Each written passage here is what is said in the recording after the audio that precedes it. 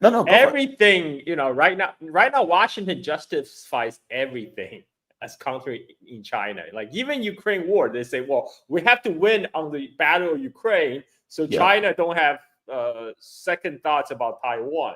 Yep. But they're losing in Ukraine. Taiwan can see Ukraine is getting wrecked, and there's no way China is gonna let Russia fail. I mean, China understand perfectly.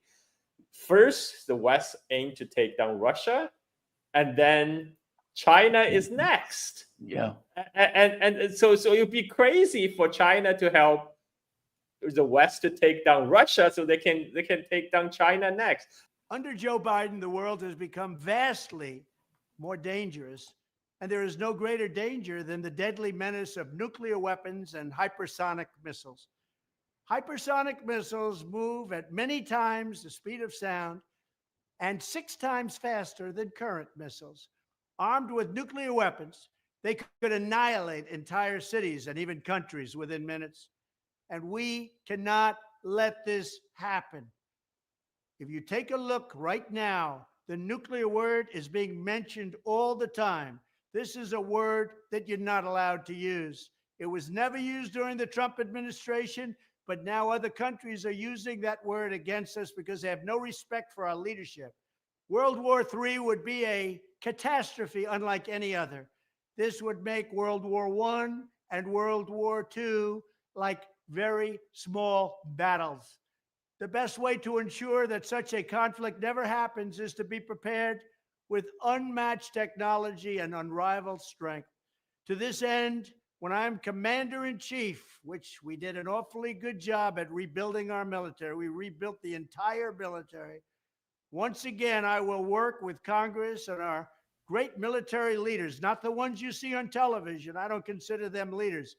But we're going to work with them to build a state-of-the-art, next-generation missile defense shield. First part of that speech was great.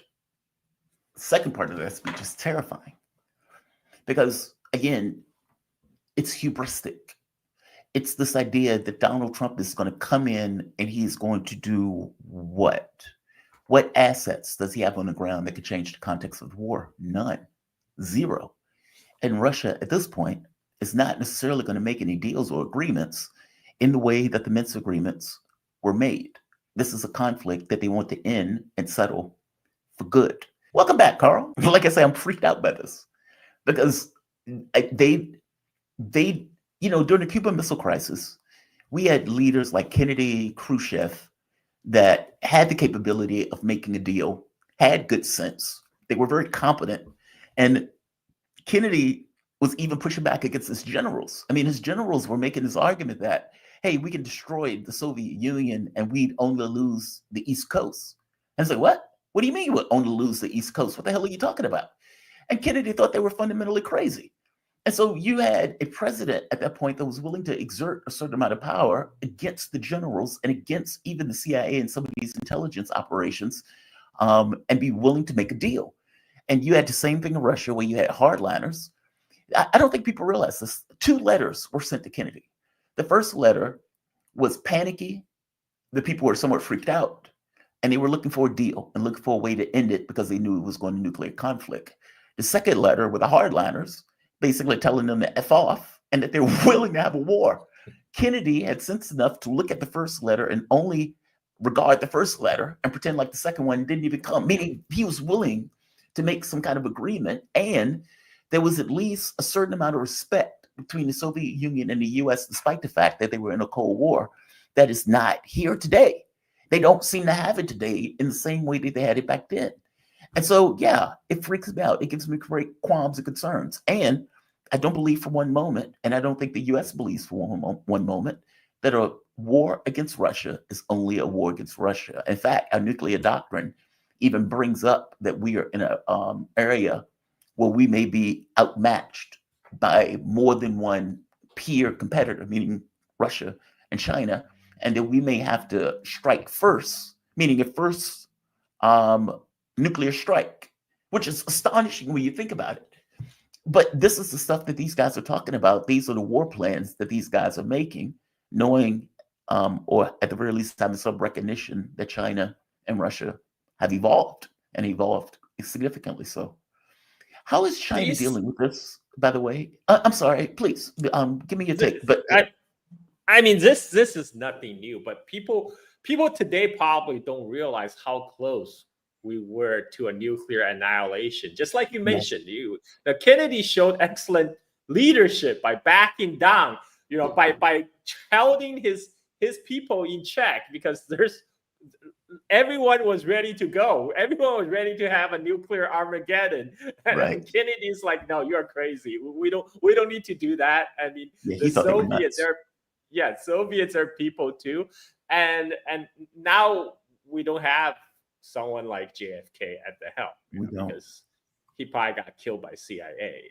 I think he got killed by a lot of people think that. I mean, even the Oliver Stone thing pointed out that they think he was killed. In fact, Robert F. Kennedy Jr., like, if you ever hear him talk about it, he talks about it within that context. I think he believes it too, that the CIA basically had him whacked. I don't know. I mean, I don't know. And we don't have JFK now. Okay, we had Biden.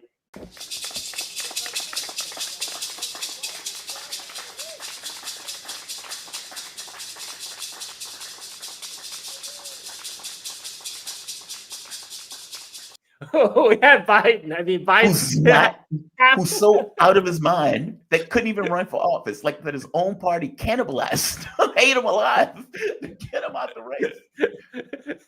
So the U.S. empire is autopilot right now. I mean, like, if this was back in the Cuban Missile Crisis, that autopilot would have been launching of missiles. So right now we're not even sure who is at the helm, who has a nuclear code at this point. Especially with their talks about, when Biden was telling Xi, "Oh, we're not going to have AI to control nuclear launch." Like, what are you talking about? What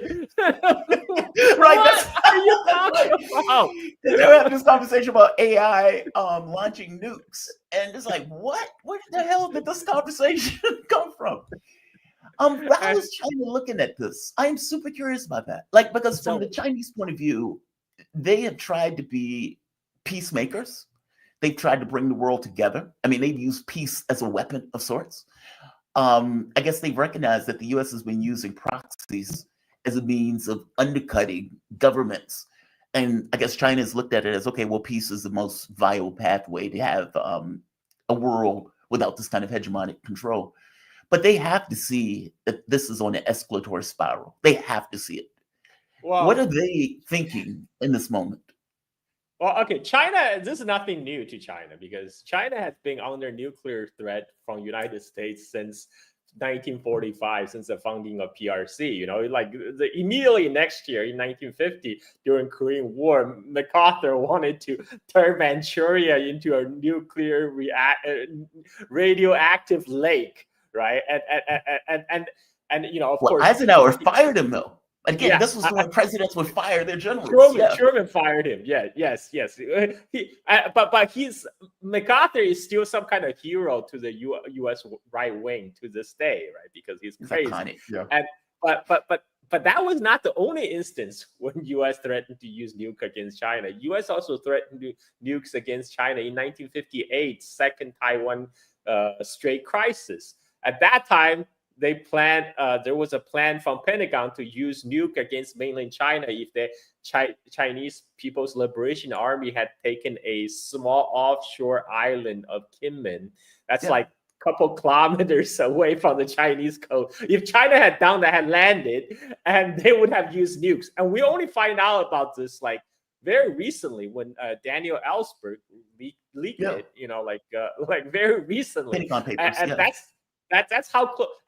And I think China was even back then. That's because China didn't have nukes of their own. So this is why U.S. can talk about using nukes against China without impunity. But they backed down from the 1958 plan because they thought that might incur Soviet nuclear retaliation. Right. So they backed off.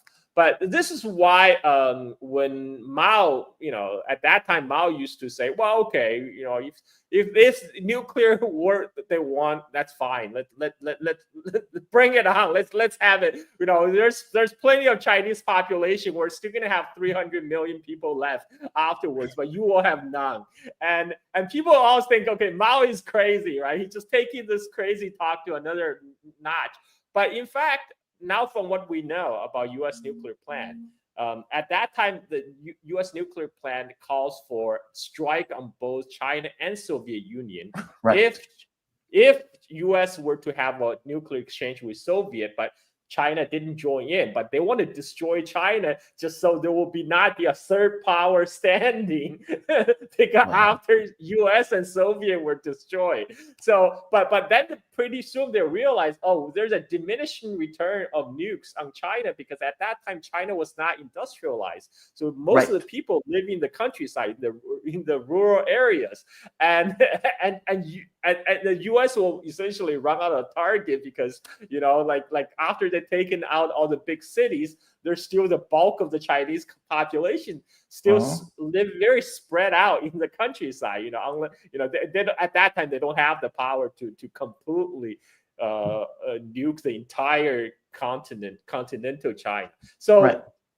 This is why now, this is why China went nuclear in 1964. That's in the first place. And then now, so China has a sizable but small nuclear arsenal. They have maintained about the same size for decades because China's nuclear arsenal is as a deterrent, and they feel like if they possess the capability to create enough hurt, that will create enough deterrent from United States thinking of doing something foolish.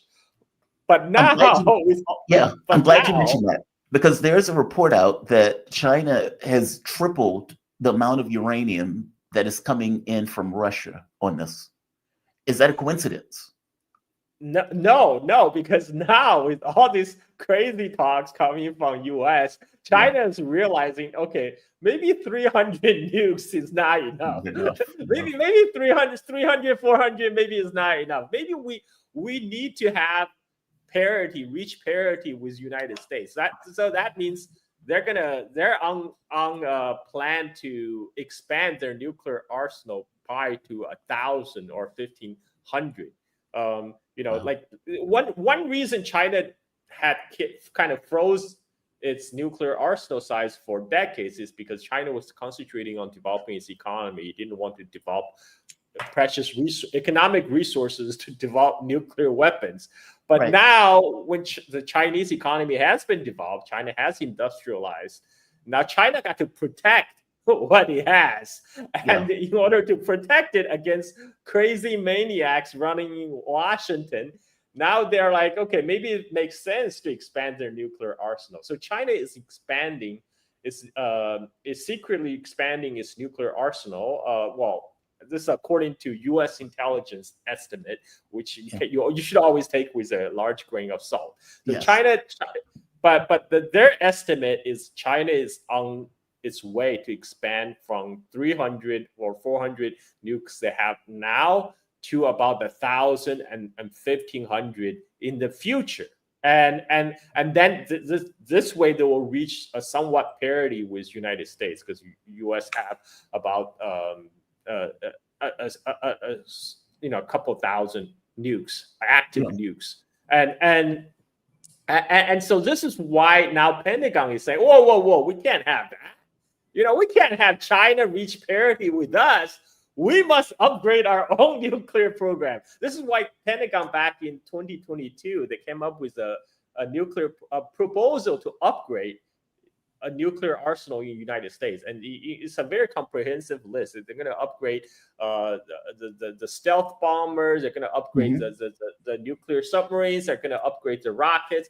So altogether, it's only going to cost $1 trillion with a T. But now, recently, they went back to Congress like, reviewing what we know, that's not going to be enough. We need more. So it's going to be about $1.5 trillion now. Well, So as I was telling the audience, they also changed the nuclear strike posture. Like for the first time, we changed it to first strike under this idea that, well, China and Russia are going to be working together. And that because they may be working together, this will be an overwhelming competitor. And so we reserve the right to hit first both, which is, again, like this conversation is rather astonishing. And I don't think it's almost like we're having this conversation about the end of the world. And they are having this conversation seriously about the end of the world. And it doesn't seem like it registered to them that it's the end of the world. It is super bizarre to me. Like, I don't quite get it. And I can't imagine what Putin, or for that matter, Xi Jinping, is thinking to themselves, like, they're going to end the world. They're hell bent on it. This is American exceptionalism on steroids, Yeah. on radioactive steroids. I mean, because they really, I mean, like when people talking about escalating versus either Russia versus China, the underlying premise is they're thinking they're not going to get hit back.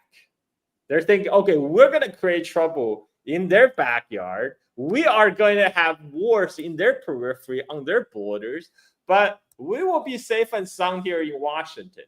This is why Putin sent a very clear signal by launching that Orishnik missiles. It's like, hey, look, we have these missiles that can travel at hypersonic speed, and you have nothing to counter it. And we have the capability. We just choose when, where to use it, and you should remember that. Yeah, I want to play this clip. This is a rear admiral, and they asked him after the Oreshnik hit, effectively, like, listen to what he says, because they're asking him about a nuclear war potentially, basically this escalatory spiral. And again, these missiles are not just aimed at Russia, they're also aimed at China, which was something that Putin mentioned in his speech. And we know for a while now that working with Japan, the Philippines, they're looking for a way to basically, quote unquote, counter China and to try to get the similar fait accompli on China as they did on Russia. I would point out something different, though. One of the things that the hypersonic missile made clear, either whether China uses it or Russia uses it, is that aircraft carriers are vulnerable. So, this idea of trying to get an aircraft carrier closer to China, okay, well, that seems like a fail at this point with these weapons, where there's no way to knock these weapons down. But listen to what this guy says about winning a nuclear war, or this idea that the U.S. Will engage in a nuclear war if it believes that it can remain supreme at the end of that war, which is just, again, outlandish. Talk about non-nuclear and nuclear capabilities. We certainly don't want to have an exchange, right? I think everybody would agree.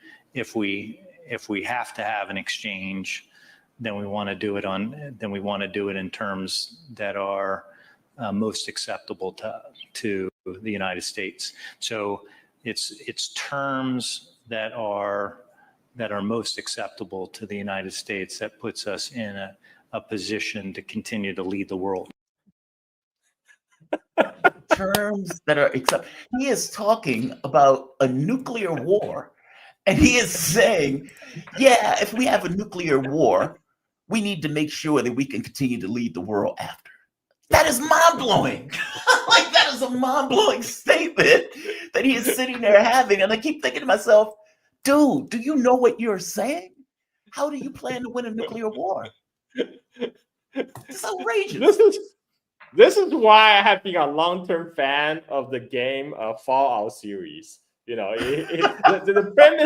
premise of that game is that U.S. and China is going to fight a great war, and there's going to be a nuclear exchange. But U.S. government planned for it by digging these nuclear shelters where they try to hide out to survive the end of humanity. I mean, crawl out to the fallout, baby, when they drop that bomb. That game is fantastic, by the way. I agree with you. That game is awesome. The And the soundtrack. TV series. Oh, the the TV soundtrack series is so great. good. The soundtrack is so good. but Um, this is, People like this are the great terrifying. thing about the game is it totally makes fun of the kind of the It does. mentality that's rampant in the U.S. government, and here we are, where we're in 2024, we're watching this unfolding in our eyes, and it's again, it's like this is not reality for them. They are still playing.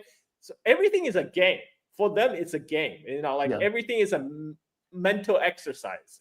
They're literally just doing mental masturbation, for a job, and how nobody has said, wait, how about we don't have a nuclear war? Right.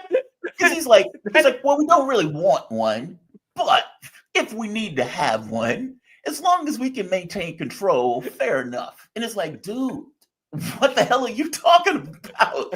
As long, like, he's acting as if, because he went further. He has more to say in that speech where he's talking about, like, we need to maintain force and reserve. So, like, after an exchange, we need to make sure we have additional nuclear weapons in case we need to fire more nuclear weapons. And assume for the moment that he does that. So what is he thinking? He's going to have a nuclear exchange with Russia. Russia is obviously has a dead man, the dead hand. Basically, if the war takes place, the missiles will fire either way.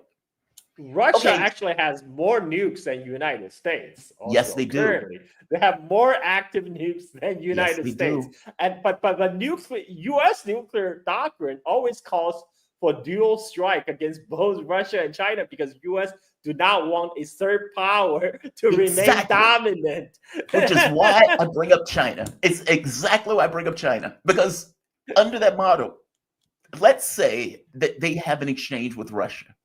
Okay, well, you can't remain in charge if China is going to be left untouched. I mean, this was the whole thing with World War II, right? The U.S. was untouched by that war. Everything else was destroyed. And so the U.S. became the world leader of everything because we weren't hit. Like, Pearl Harbor. But that's Pearl Harbor in comparison to everything in Europe being destroyed, everything in Korea being destroyed, everything in China and Japan being destroyed. So there's no way that they can think, well, we're going to retain control of the globe while leaving China untouched after we have a nuclear exchange with Russia. It can't work that way in their minds. China would, by definition, almost have to be hit at the exact same time they launch at Russia. Like, this is outrageous that they're saying this stuff. And that's what I mean when I'm saying China has to be thinking about this. Like, whatever escalation that takes place with Russia, almost by definition, is an escalation that also takes place with China, whether China is directly involved or not. Or do they see it that way? Well, I mean, this is why China is expanding its nukes, nuke arsenal. I mean, they're preparing. They're preparing also. Like, okay, so looks like U.S. is not being deterred by our 300 nukes. So maybe they will be deterred by 1,000 nukes. They're not deterred by Russia's 2,000 nukes. Like, China could have 1 billion nukes. I don't think they're going to be deterred by it. Like you said, Russia has nuclear parity with the U.S. Like, in real time, if I'm not mistaken, they may even have more nukes than the U.S. More. They're not deterred. They don't seem to be deterred. Wow. I mean, the problem, like as Putin said, it's a U.S. mentality of the hegemonic mentality of how U.S. got to be the top dog all over the world. I had such personal relationship with Trump as well. It is not about the personality of the leader, it is about the elite's mindset.